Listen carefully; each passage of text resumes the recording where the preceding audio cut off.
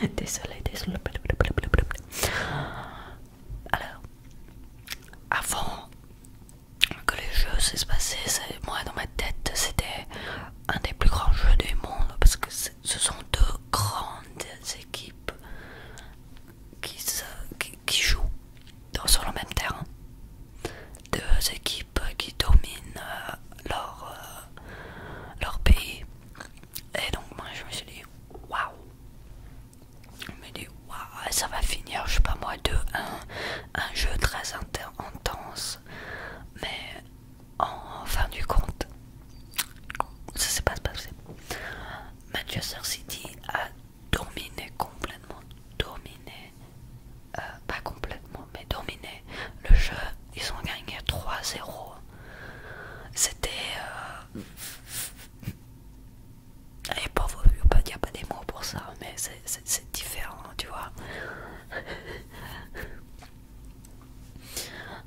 Le prochain jeu, il y a eu Napoli contre AC Milan.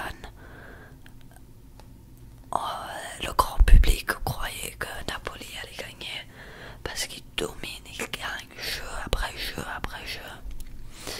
Mais enfin, à la fin, ils ont perdu 1-0 et AC Milan ont gagné.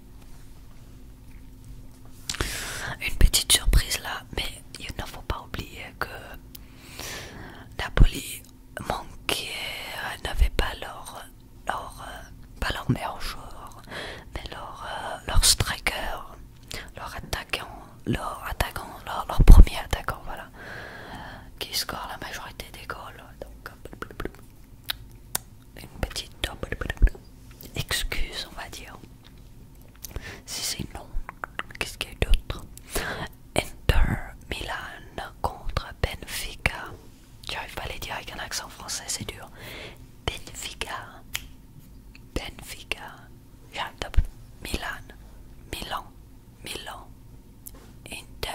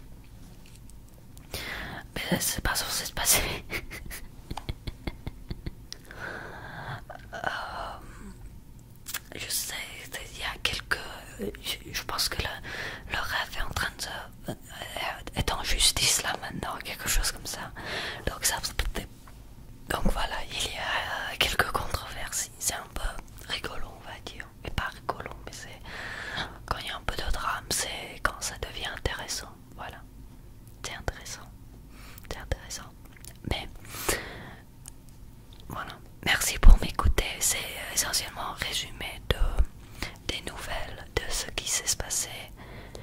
Essentiellement un résumé de ce qui s'est passé dans le football. J'ai probablement pas tout touché, mais tout ce qu'il y a là-dedans qui se rappelle là-dedans.